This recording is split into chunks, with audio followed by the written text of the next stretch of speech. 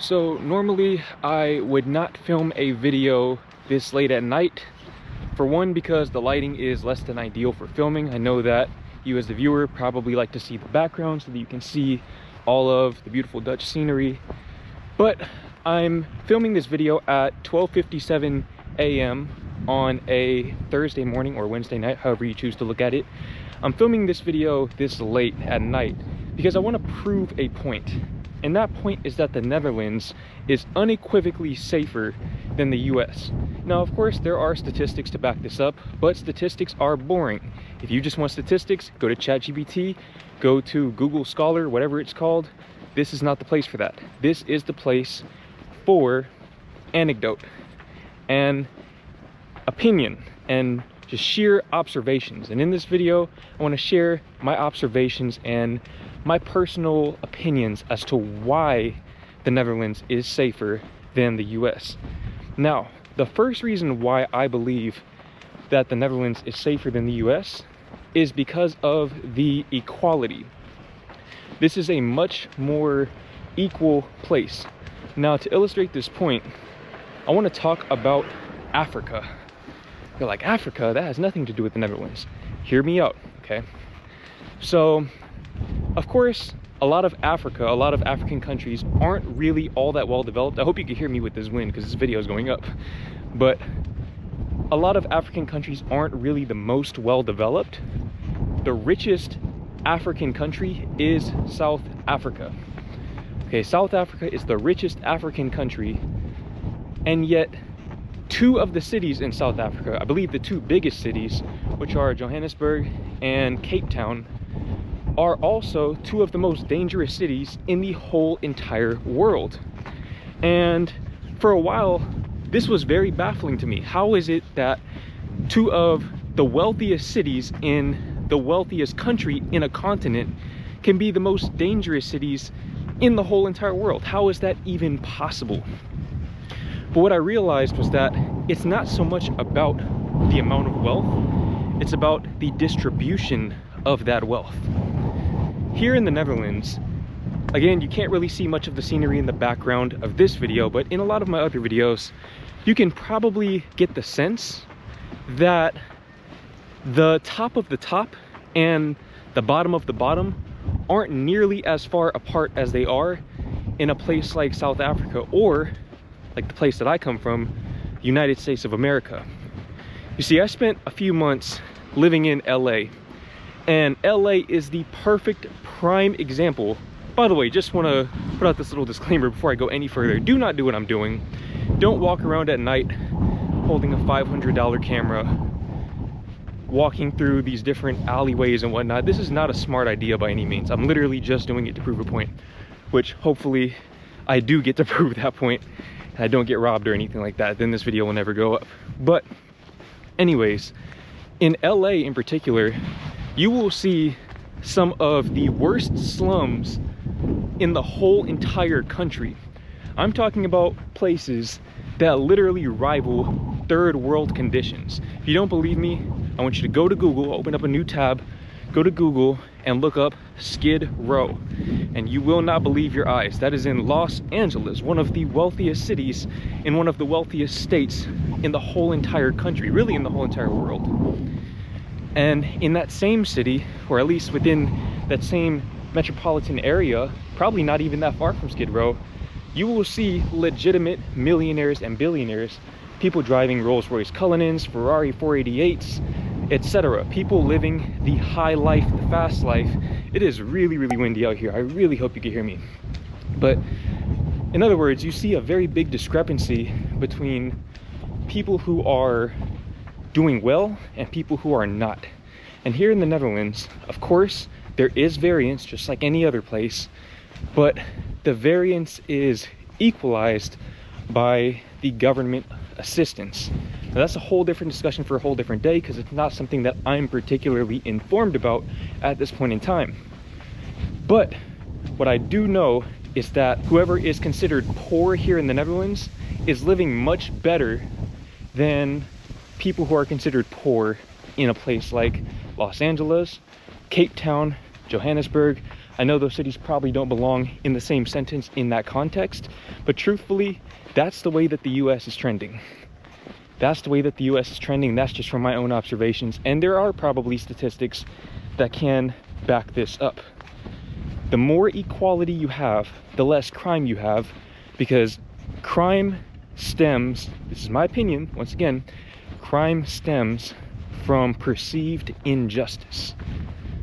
From perceived injustice. When people feel like they are helpless to change their situations, they don't feel like they have the opportunities, they feel like they are purposely being pushed down in order to hold up the elites, if you will, people are going to feel some type of way and they are going to act accordingly.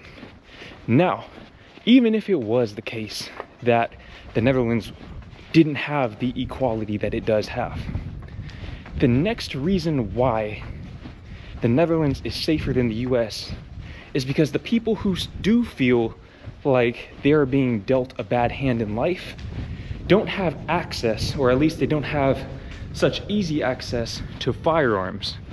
Now, this is a whole entire rabbit hole that I'm not even going to go down. I've said this in previous videos and I stand by this. I'm not for or against guns. I think that it's a very nuanced subject that there is no absolute answer for. What I will say is that the threat of me being shot here in the Netherlands is much, much lower than back home in the US, especially in a place like Texas where I come from, where guns are pretty much accessible to anybody who wants one.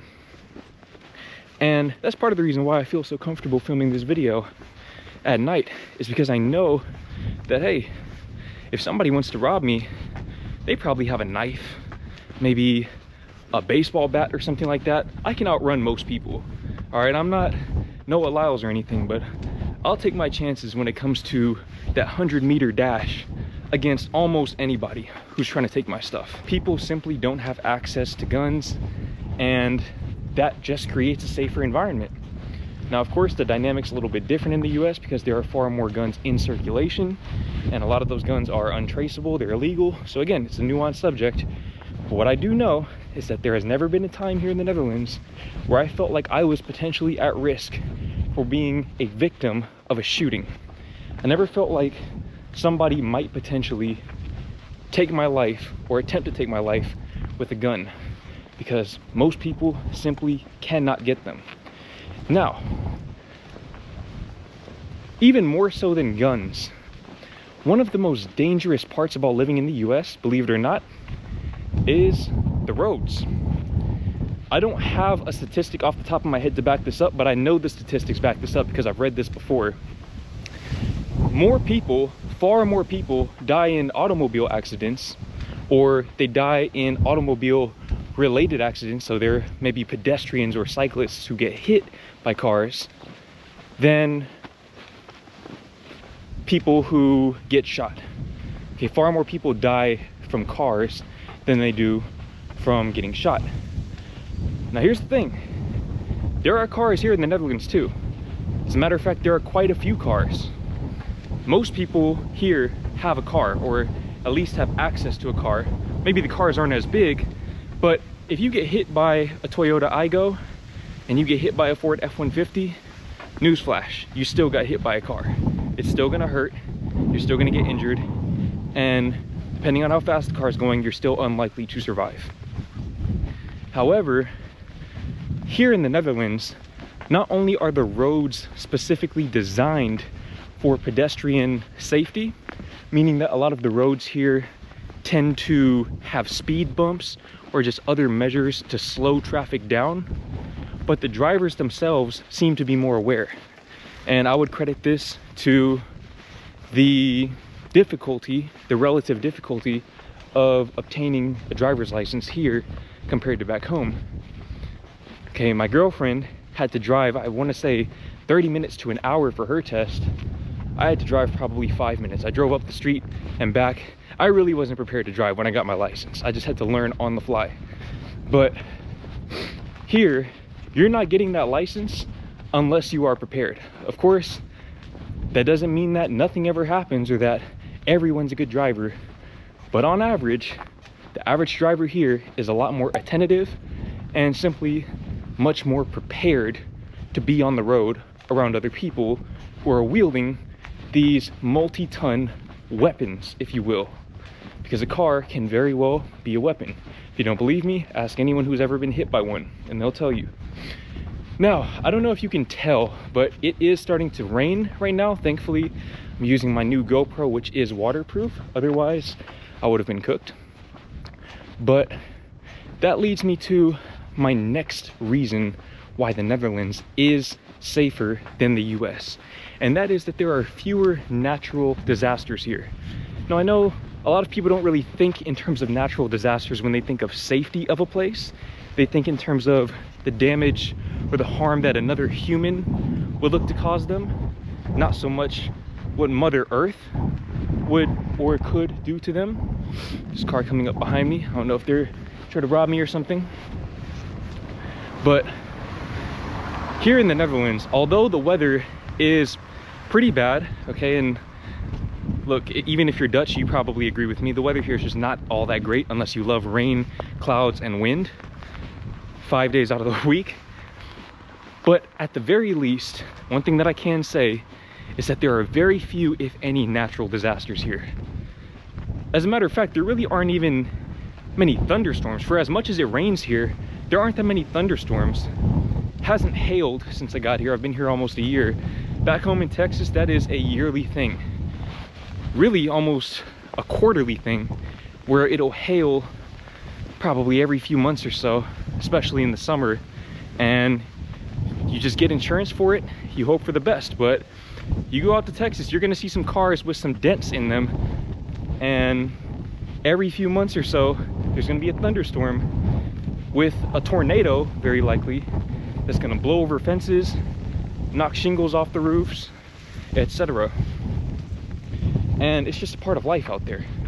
It's a part of life back home. Natural disasters are just part of the package, and really in most of the US that's also the case. If you didn't know, I'm originally from New Orleans. The reason why I grew up in Texas was because of Hurricane Katrina. So believe me when I tell you that I know about natural disasters. I don't even know where I'm walking at though, because this light is blinding me. But anyways, as a matter of fact, when you walk in the street, I don't want to wake people up with my loud talking. Anyways, it's besides the point. Natural disasters, there just aren't that many of them here. Obviously, there aren't any hurricanes here, and I think that's also the case in pretty much the entirety of Europe. There are very few tornadoes, which actually surprises me because it's such a windy place and it's very flat, and I feel like places that are flat and windy, at least back home, tend to be prone to tornadoes. As a matter of fact, if you look at Tornado Alley, a lot of it looks like the Netherlands. It's just cornfields and flat land. It's very windy, but no real tornadoes, no hail, like I said. Of course, there are no volcanoes, there aren't even any mountains, no tsunamis. But the biggest one that surprises me is that there are no floods here. That one always shocks me because there's so much water just everywhere, and it's always raining. They have all these canals, and you would think that the canals would overflow, but it just doesn't happen. And what I've been told is that this is just the way that they engineered them. I don't know how in the hell they did that. I have no idea how they did that, but they did it. The civil engineers and whoever else works on those things, they did it, and they did it extremely, extremely well. Again, I'm talking quietly because I'm walking by these houses. I don't want to wake people up, but there are very few, if any, natural disasters here. And if there are natural disasters, they're not really that destructive. Okay, they're really not that destructive. So, I mean, there aren't that many threats to your life or to your safety and well-being. Where am I walking? There is no sidewalk there. There aren't that many threats to your safety and well-being here in the Netherlands. Whereas back home, I mean, again, I wouldn't recommend that you do this anywhere, but there is absolutely no way that you would ever catch me walking down the street at 1 a.m. with a $500 camera in my hand like this. Absolutely no way. Even in the safe, rich neighborhoods, I just wouldn't do it. Just wouldn't do it. It's not worth the risk. But here, I mean, what risk? There is no risk. The biggest risk that I have is yeah, that I slip on the road because it's raining and it's wet or something. I mean, even if something did happen, healthcare, health insurance is so much more accessible. I can go on and on and on. But the moral of the story is that the Netherlands is not just objectively, statistically, but it's also subjectively a much safer place to live than the United States of America.